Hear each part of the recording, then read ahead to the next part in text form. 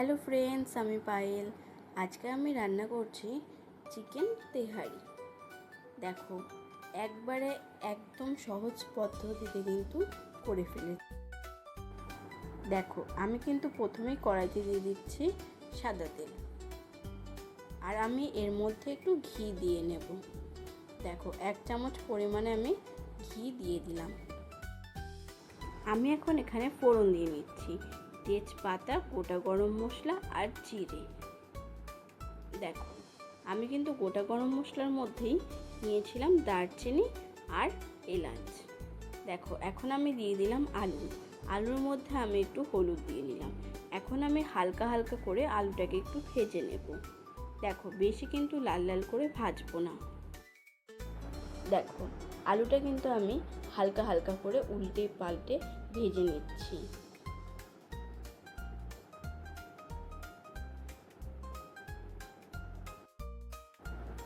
দেখো, এইভাবে কিন্তু চিকেন তেহারিটা যে কোনো ছুটির দিনে বানিয়ে নেওয়া যায়। আমি এখন আলুর মধ্যে দিয়ে দিলাম নুন। এখন আমি ভালো করে নাড়াচাড়া করে নেব। একদম সহজ পদ্ধতিতে কিন্তু আজকে এই চিকেন তেহারিটা বানিয়ে দেখাবো। দেখো, আলুটা কিন্তু আমার অনেকটাই হালকা হালকা করে ভাজা হয়ে গেছে। বেশি কিন্তু আজকে আর এর থেকে বেশি লালটা করব না। দেখো, যে কোনো দিনে কিন্তু এইভাবে খুব সহজ পদ্ধতিতে চিকেন তেহারি বানিয়ে খেতে পারবেন। দেখো, আলুটা হালকা হালকা করে কিন্তু ভাজা আমার হয়ে গেল। এখন আমি এর মধ্যে চিকেনগুলোকে দিয়ে দিলাম। চিকেনটাও আমি এরকম হালকা হালকা করে কিন্তু ভেজে নেব।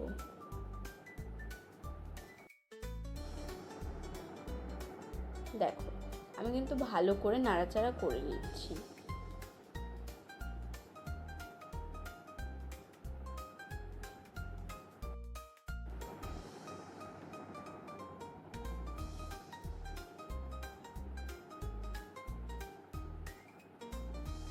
যে কোনো সময় কিন্তু এভাবে খুব সহজ পদ্ধতিতে তোমরা চিকেন তেহারিটা বানিয়ে নিতে পারবে।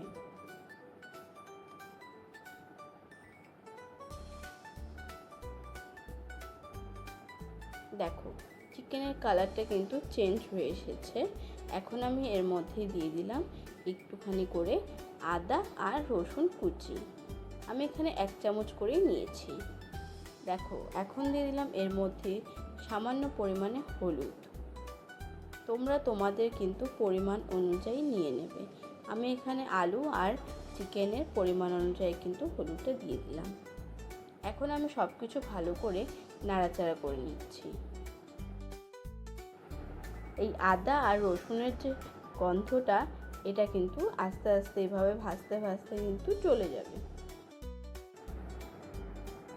দেখো, আদা আর রসুনটা কিন্তু আমি চিকেনের সাথে খুব ভালো করে মিশিয়ে নিয়েছি। এখন আমি হালকা হালকা করে যেন ফ্রাই হয় তার জন্য কিন্তু আমি একদম মিডিয়াম ফ্লেমে কিন্তু করে নেব। দেখো, দিয়ে দিলাম চেরা কাঁচা লঙ্কা। তোমরা তোমাদের পরিমাণ অনুযায়ী নিয়ে নেবে। আর দিয়ে দিলাম একটা বড় সাইজের পেঁয়াজের কুচি। দেখো, সব কিছু এখন ভালো করে মিশিয়ে নিচ্ছি।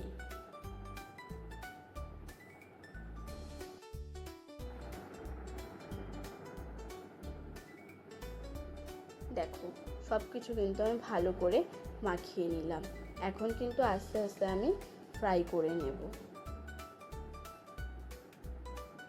তোমরাও ঠিক এভাবেই ফ্রাই করবে, একদম মিডিয়াম ফ্লেমে, তাহলে কিন্তু ফ্রাইটাও খুব ভালো হয়।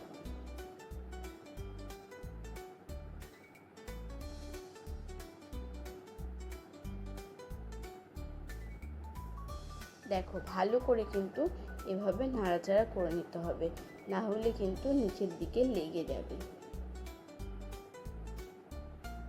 এখন আমি দিয়ে দিলাম এখানে 2টো টমেটো কুচি।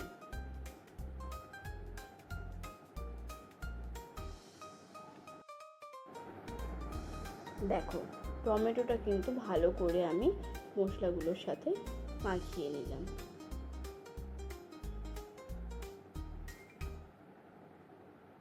টমেটোটা কিন্তু হালকা একটু সেদ্ধ হলেই গলে যাবে।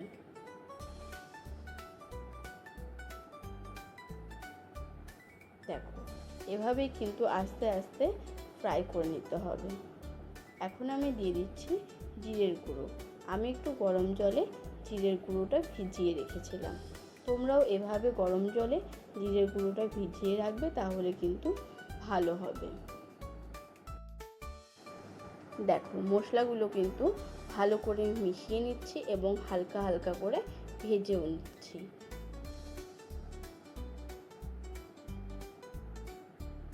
দেখো ভাজা হয়ে গেল, অনেকটাই কিন্তু আমি ভেজে নিলাম। এখন আমি দিয়ে দিলাম চাল। এই চালটা কিন্তু আমি ভালো করে ধুয়ে তারপরে কিন্তু শুকিয়ে নিয়েছি, তাই জন্য কিন্তু ঝুরঝুরে দেখতে লাগছে। তোমরাও এভাবে ভালো করে ধুয়ে তারপরে প্রায় 1 ঘন্টা আমি শুকানোর জন্য পেপারের উপরে রেখে দিয়েছিলাম। তোমরাও ঠিক এভাবে শুকিয়ে নেবে, তাহলে কিন্তু খুব ঝরঝরে হবে। দেখো যেহেতু আমি শুকিয়ে নিয়েছিলাম চালটাকে, তাই জন্য কিন্তু এখন আমাকে হালকা ভাজলেই হয়ে যাবে, না হলে কিন্তু এটা ঝরঝরে হবে না। আর আমি এখানে যেভাবে দেখাচ্ছি ঠিক সেভাবেই যদি তোমরা বাড়িতে ট্রাই করো, তাহলে কিন্তু একদম পারফেক্ট হবে। দেখো আমি কিন্তু এখন এই চালটাকে ভালো করে ভেজে নেব। দেখো আস্তে আস্তে কিন্তু আমি ভালো করে ভেজে নিচ্ছি। এই চালটা কিন্তু মিনিমাম 8 থেকে 10 মিনিট ভালো করে ভেজে নিতে হবে, না হলে কিন্তু ঝুরঝুরেটা হবে না।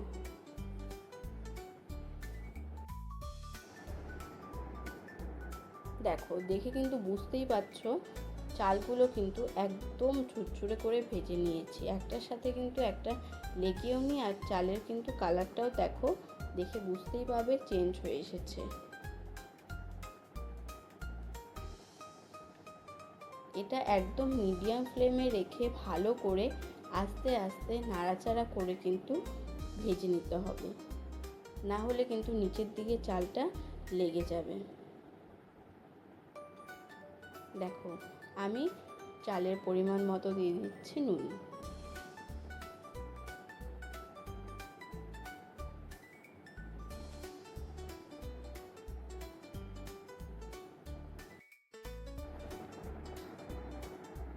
দেখো আমি কিন্তু এটা ভালো করে ভেজে নিচ্ছি।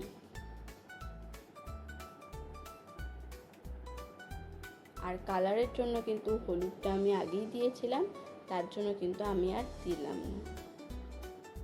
দেখো এখন আমি কিন্তু একদম চালের যে ডবল জল আমি দিয়ে দিচ্ছি। একদম যতটা চাল দিবে ঠিক ততটাই পরিমাণে ডবল জল দেবে।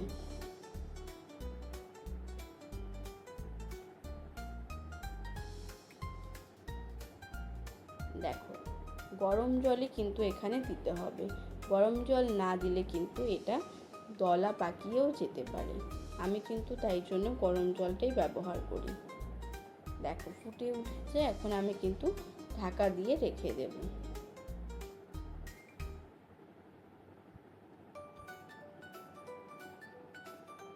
দেখো গরম জল দেওয়াতে তাড়াতাড়ি ফুটে উঠেছে। এখন আমি ঠিক 7 থেকে 8 মিনিট ঢাকা দিয়ে রেখে দিলাম। আর ঢাকা খুলে কিন্তু বারবার নাড়াচাড়া করে নিতে হবে। দেখো দিয়ে দিলাম গোটা কাঁচা লঙ্কা।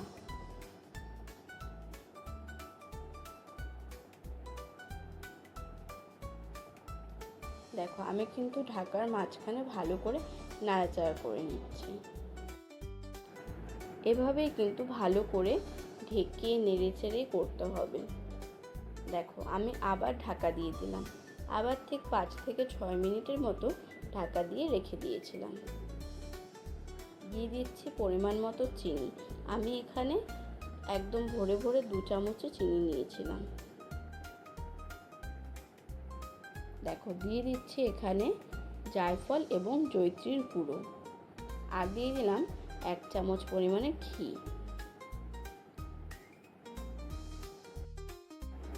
এই চিকেন তেহারির মধ্যে জায়ফল আর জয়িত্রী গুঁড়োটা দিলে কিন্তু সেন্টটা খুব ভালো হয়। দেখো কতটা ঝুরঝুরে হয়েছে, আমার কিন্তু 80% হয়েই গেছে। এখন এই মশলা আর চিনি ঘি দিয়ে আমি কিন্তু ভালো করে আবার ঢেকে রাখবো, তাহলে কিন্তু আমার একদম পুরোপুরি রান্নাটা আজকে হয়ে যাবে। দেখো তোমরা তো দেখে বুঝতেই পারছো, আমার কিন্তু এখানে দলাও পাকিয়ে যায়নি, কিছুই হয়নি, খুব সুন্দর করে কিন্তু ঝুরঝুরেই হয়ে এসেছে। দেখো আমি এখন ভালো করে নাড়াচাড়া করে নিচ্ছি, তোমরাও কিন্তু একটু পরপরই ভালো করে নাড়াচাড়া করে নেবে। দেখো আমি কিন্তু ভালো করে নাড়াচাড়া করে নিচ্ছি, আর চিনিটা কিন্তু গলেনি, চিনিটা গলার জন্য কিন্তু আমি একবার ঢাকাটা দিয়ে নেব। দেখো নাড়াচাড়া করে আমি আবার ঢাকা দিয়ে নিলাম। আমি কিন্তু এই ঢাকাটা লাস্টবার 4 থেকে 5 মিনিট দিয়েছিলাম। দেখো একদম কিন্তু ঝুরঝুরে আমার এখানে চিকেন তেহারি একদম রেডি হয়ে গেছে। তোমরাও একদিন কিন্তু ট্রাই করো, খুব ভালো হবে, একদম সহজ পদ্ধতিতে কিন্তু বানিয়ে দেখালাম। দেখো আমার কিন্তু চিকেন তেহারিটা একদম রেডি হয়ে গেছে। দেখো মাংস এবং আলু দুটাই কিন্তু ভালো করে সেদ্ধও হয়ে গেছে, কতটা ঝুরঝুরে হয়েছে দেখতেই পাচ্ছ। রেসিপিটা ভালো লাগলে লাইক এবং সাবস্ক্রাইব করে দেবে।